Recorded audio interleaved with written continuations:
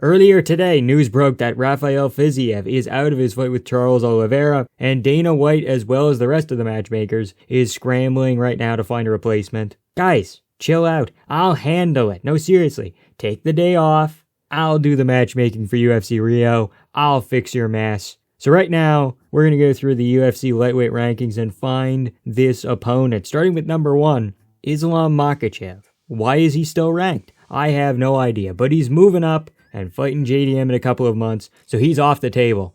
Arman Tsarukyan had a grappling match with Benson Henderson a couple of days back. He has been very adamant that he's not fighting until he gets his title shot. Going out there and finishing Oliveira, or convincingly beating him over 5 rounds, would get him the title shot. After he pulled out of the Islam fight, all the UFC asked of him was one more win. And Arman has just been holding out ever since for a title shot that he is just an inch away from getting. There were rumors of him fighting Dan Hooker in Qatar a couple of weeks ago, but that fight has yet to come together, and plans change. He's reportedly turned down multiple fights with Gamrot, and I think Fiziev as well a couple of months back, so I doubt that he gets his pretty little ass down to Rio de Janeiro on short notice. That's just not a very Arman Tsarukyan thing to do. You know, you'll land a private plane in Brazil and they'll steal your fucking wheels, so if I was Arman, I'd be very careful.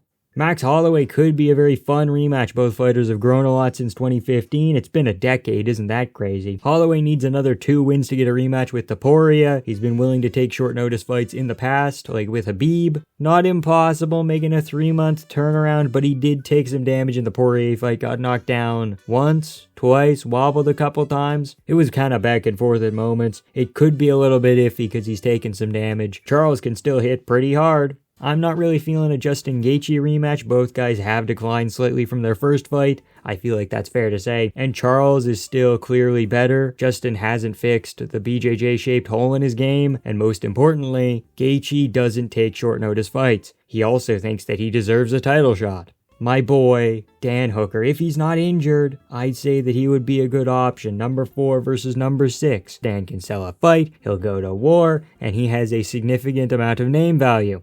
He'll take a short notice fight because he's nutty, but his fragile fucking bones might get in the way a little bit. Pimblett needs another good win. This wouldn't quite be that. Going from Tony to Robert to Mike to Charles, all kind of people on the decline, is a pattern that doesn't look too good, especially when Oliveira is making a relatively quick turnaround after his loss to Topuria. If I was Paddy Pimblett, and I'm not, I'm blessed, I'm gracious every single day that I'm not Paddy Pimblett, I would sit this one out and try and fight Gaethje. I feel like that's a better option for him.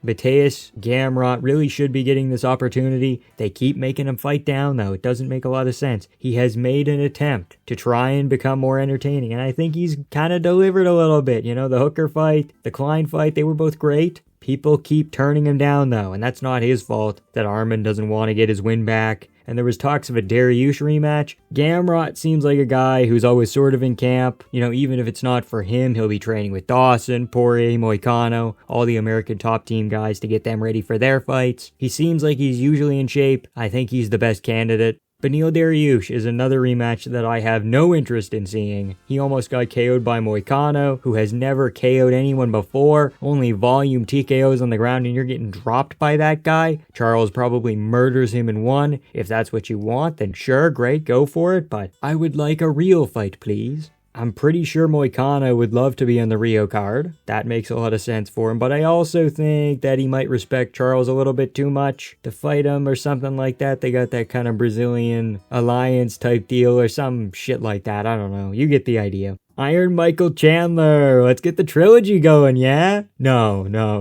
God fucking. No. Chandler is almost certainly getting his long-awaited fight against Conor McGregor at the White House. That's not a real sentence. That's a Mad Lib. Who just snuck a Mad Lib into my script? That's a money fight that he wouldn't want to jeopardize. He should focus on that. Benoit Saint-Denis has a lot of momentum right now, depending on how highly you rated Hoofy before they fought. It would be quite a jump, and I'm confident that Benoit loses, but if you want to give Oliveira an extremely winnable matchup, this is the one. Grant Dawson has been sitting out for so long that the last time he fought, we still thought Peyton Talbot had championship potential. We haven't seen him since UFC 311. Dawson might be taking a year off in his prime. What is he doing, man? He's 31. Move it or lose it, especially at lightweight. Holy shit, what's he doing? Career management alert. Holy shit. Get that man a manager. Get that man to fire his manager. And ranked number 15 in the world, it's Mauricio Hufi. He needs to take some time off to retool and come back next year. I don't want to see him for a while. If he just appears in a crowd cam, that'll pass. But anything past stepping in an octagon, I might lose my shit. He's a horrible option.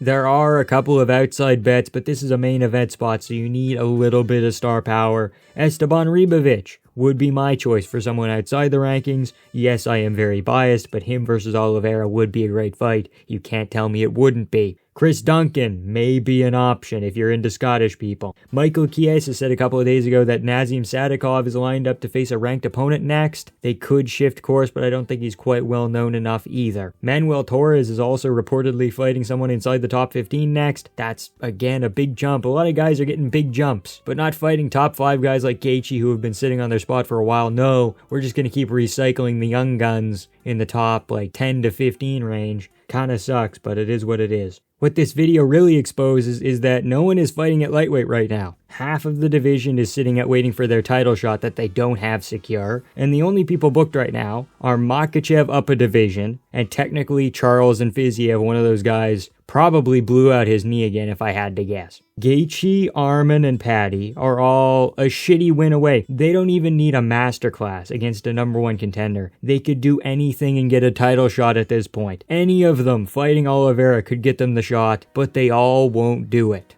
Really, you can kind of break your options into 3 categories: fights that make sense, fights that are fun, and fights that get Oliveira a win in Brazil. Arman and Gamrot make a lot of sense right now based on timing and who really needs a legit win. Arman could right some of the wrongs from their first fight, and Gamrot could prove that he's finally elite. Holloway, Hooker, and Ribovic are all fights that I would really like to see. They're kind of just fun fights that are a little bit wacky, but still very enjoyable in my opinion. And the Gaethjes, Chandlers, BSDs are all pretty easy wins for Charles Oliveira. I think he is past his prime, but he's not quite washed, if that makes any sense. So the 2 that I think the UFC is most likely to go with are Gamrot and Hooker, and then Arman and Gaethje are going to get phone calls, but they're going to end up turning it down. I feel like both of these guys, Gamrot and Hooker, have a decent chance of winning. Gamrot because of the cardio and the smothering wrestling, maybe snuffing out the explosivity of Charles, and then Hooker, he can kind of win any fight, if that makes any sense. He's got grit. Of course, there's some that are kind of just horrible matchups, like a Makhachev.